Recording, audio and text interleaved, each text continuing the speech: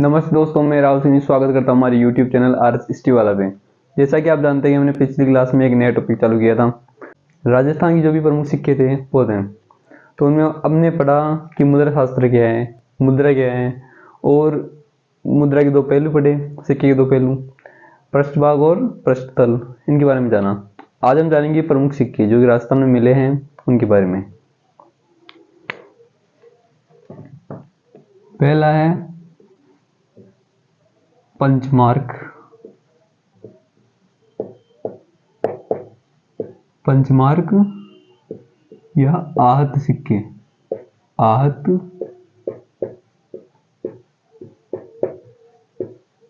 सिक्के, पंचमार्क या आहत सिक्के, ये भारत के प्रारंभिक व आरंभिक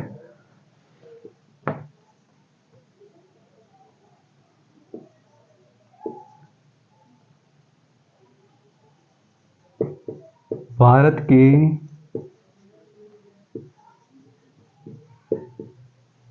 आरंभिक व प्राचीनतम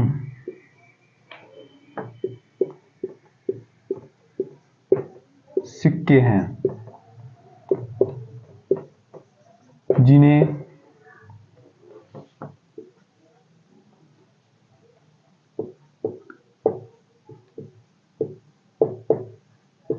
पंचमार्क, आहत या चिन्हित सिक्के कहा जाता है। चिन्हित सिक्के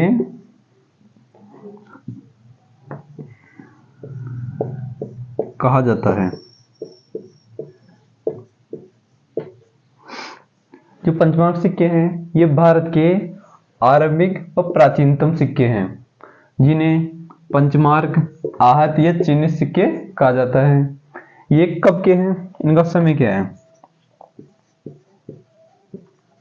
समय ये 500 ईसा पूर्व यानी 5वीं शताब्दी के हैं। 5वीं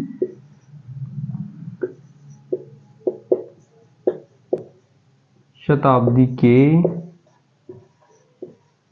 हैं। 5वीं शताब्दी के हैं। 5वीं शताब्दी के हैं और लेख रहित हैं। ये सिक्के लेख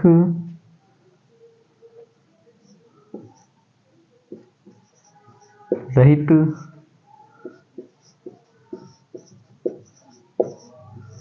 सिक्के हैं।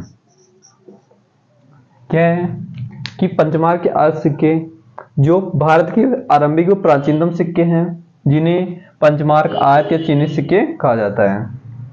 इनका समय क्या है? ये है जो हमें 500 ईसा पूर्व या 5वीं शताब्दी के प्राप्त हुए हैं। ये सिक्के लेख रहित है यानी इन पे कोई भी लेख नहीं है, ओनली आकृतियां है। ये सिक्के जिनमें सर्वाधिक क्या होता था, चांदी या तांबे के बने होते थे। ये अधिकतर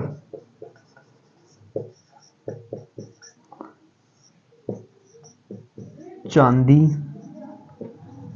या तांबे के बने होते थे। तांबे के बने होते थे। क्या होते थे? ये अधिकतर चांदी या तांबे के बने होते थे।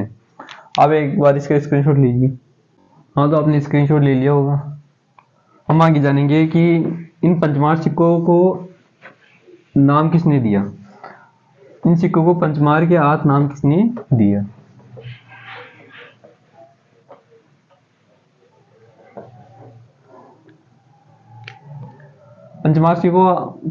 पंचमार्क या आहत सिक्कों को नाम किसने दिया? सन 1835 में जेम्स प्रिंसेप ने जेम्स प्रिंसेप ने निर्माण शैली के आधार पर निर्माण शैली के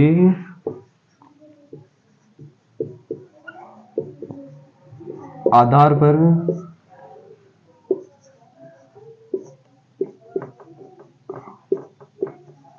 इन सिक्कों को पंचमार्क के आहत नाम दिया।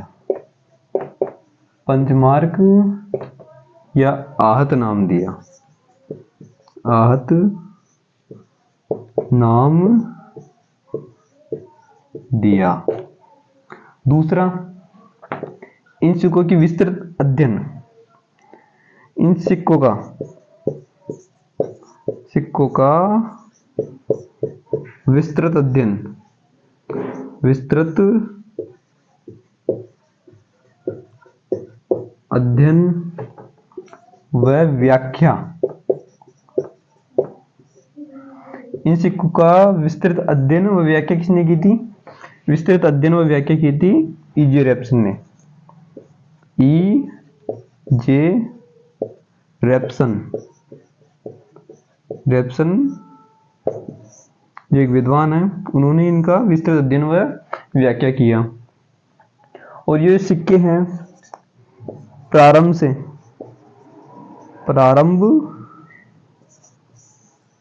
से मौर्य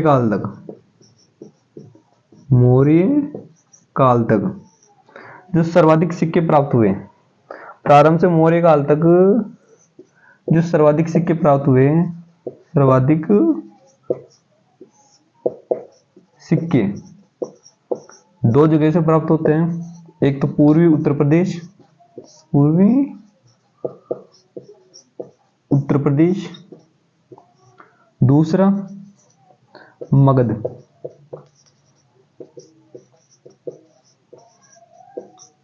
बिहार से प्राप्त होते हैं, जिनमें सर्वाधिक क्या थे? मौर्यकालीन थे। सर्वाधिक क्या थे? मौर्यकालीन। यानी इसमें बताया गया है कि जो सन 1835 में जो जेम्स प्रिंसेप है, जिन्होंने ब्राह्मी लिपि का भी अध्ययन किया था। सबसे पहले सर्वप्रथम जेम्स प्रिंसेप ने निर्माण शैली के आधार पर इन सिक्कों का नाम पंचमार्क या आहत नाम दे दिया। इन सिक्कों का विस्तृत अध्ययन व व्याख्या किसने की थी? E.J. रेप्सन ने की। ये सिक्के प्रारंभ से और मौर्य काल तक सर्वाधिक कहाँ मिले? पूर्वी उत्तर प्रदेश और मगध से प्राप्त हुए, जो कि बिहार में है। और सबसे ज्यादा कौन से मिले? मौर्यकालीन मिले। तो आप इसका एक बार स्क्रीनशॉट लीजिए।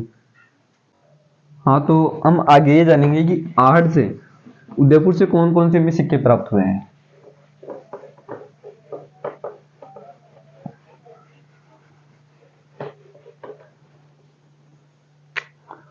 नंबर 2, आहट से प्राप्त सिक्के।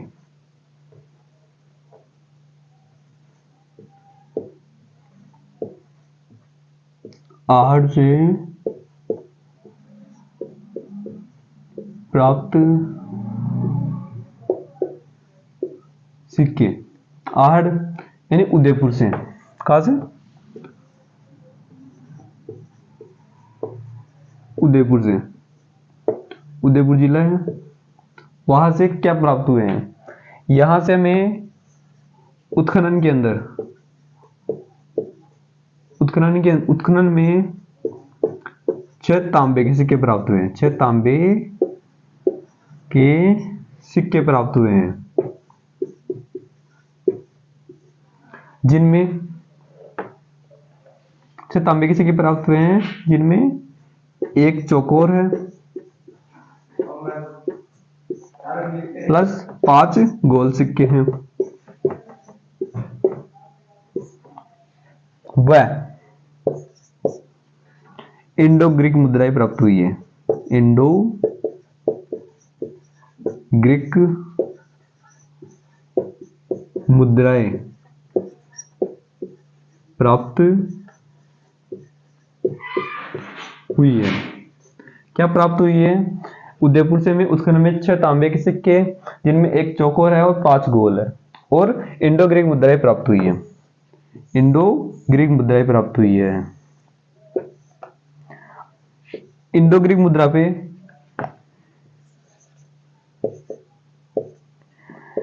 एक तरफ इंडो ग्रीक मुद्रा पे है हाथ में तीर लिए, हाथ में तीर लिए, तीर लिए हुए अपोलो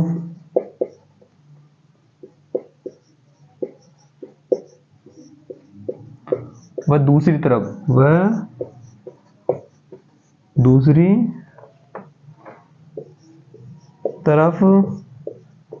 महाराज रिस्तर्श अंकित है। महाराज रिस्तर्श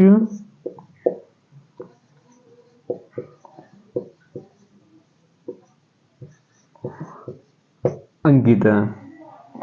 जो ये है आहड़ से प्राप्त जो सिक्के हैं वो हमें उत्खनन में 6 तांबे के सिक्के प्राप्त हुए हैं, जिनमें एक चौकोर और 5 गोल हैं। इनमें हमें इंडो ग्रीक मुद्राएं प्राप्त हुई है, जिनमें हाथ में तीर लिए हुए अपोलो और दूसरी तरफ है महाराज रिस्तर्श अंकित है। यानी सिक्का है, इसके एक तरफ तो अपोलो खड़ा है हाथ में तीर लिए हुए, है ना, और एक तरफ है जो महाराज रिस्तर्श अंकित है। और इनका जो समय है, समय वो है 300 ईसा पूर्व से 200 ईसा पूर्व। क्या है? 300 ईसा पूर्व से 200 ईसा पूर्व है। तो एक बार आप इसका स्क्रीनशॉट ले लीजिए। तो हाँ, तो आपने स्क्रीनशॉट ले लिया होगा। तो हम आगे बढ़ेंगे कि रेंट से प्राप्त सिक्के, यानी रेंट टोंक से हमें कौन कौन से सिक्के प्राप्त होते हैं, कितने सिक्के प्राप्त होते हैं और उन्हें क्या कहा जाता है।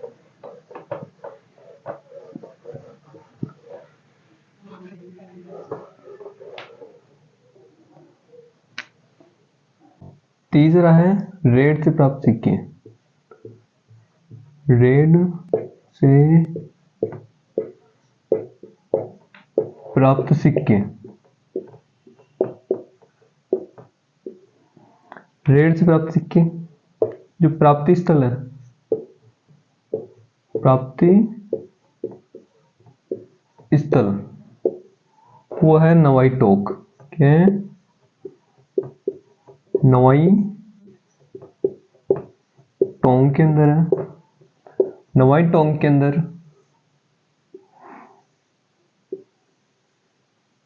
जो रेड से प्राप्त सिक्के हैं उनका प्राप्ति स्थल है नवाई टोक। नवाई टोक के अंदर एक नदी है,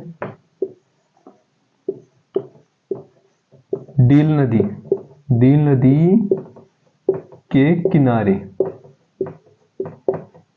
रेड नामक स्थान से, कौन सी स्थान से? रेड नामक स्थान से, नामक स्थान से 3075 सिक्के प्राप्त होते हैं। सिक्के प्राप्त हुए, यानी कि यहां से रेड से है जो 3075 चांदी के सिक्के प्राप्त होते हैं, जिन्हें इन सिक्कों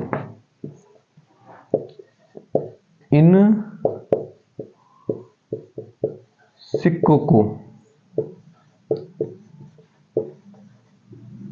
धरण या पर्ण कहा जाता है। क्या कहा जाता है? धरण या पर्ण कहा जाता है, जो कि यहाँ से बहुत ही ज्यादा संख्या में यहाँ पे से सिक्के प्राप्त हुए अपन को। और रेड से एशिया का अब तक का सबसे बड़ा भंडार, सबसे बड़ा सिक्कों का भंडार प्राप्त हुआ है। सबसे बड़ा सिक्कों का भंडार प्राप्त हुआ है। सिक्कों का भंडार प्राप्त हुआ है। भंडार प्राप्त हुआ है। तो यहाँ से अपन को रेट से है जो नवाईटॉक से 3075 सिक्के प्राप्त हुए हैं, जिन्हें क्या कहा जाता है, जिन्हें धर्ण या पर्ण कहा जाता है। रेट से एशिया का अब तक का सबसे बड़ा सिक्कों का दफीना यानी भंडार प्राप्त हुआ है। भंडार को दफीना भी कहा जाता है। क्या कहा जाता है? दफीना प्राप्त हुआ है। और इन सिक्कों का, ये सिक्के हैं, इनका वजन कितना है? इनका वजन, इनके वजन की बात करें तो 57 ग्रेन 32 रत्ती, 57 ग्रेन 32 रत्ती 3/4 ग्राम है। कितना है? 57 ग्रेन 32 रत्ती 3/4 ग्राम है। और ये सिक्के हैं, ये कौन से हैं, किस समय के हैं? मौर्यकालीन है। सिक्के क्या है? मौर्यकालीन है। मौर्यकालीन है, मौर्यकालीन है। और सर्वाधिक कौन से जनपद से प्राप्त हुए हैं, यानी कौन से स्थान से सर्वाधिक प्राप्त हुए हैं? ये हमें सर्वाधिक हैं जो मालव जनपद से सर्वाधिक प्राप्त हुए हैं। मालव जनपद से, मालव जनपद से सर्वाधिक प्राप्त हुए हैं।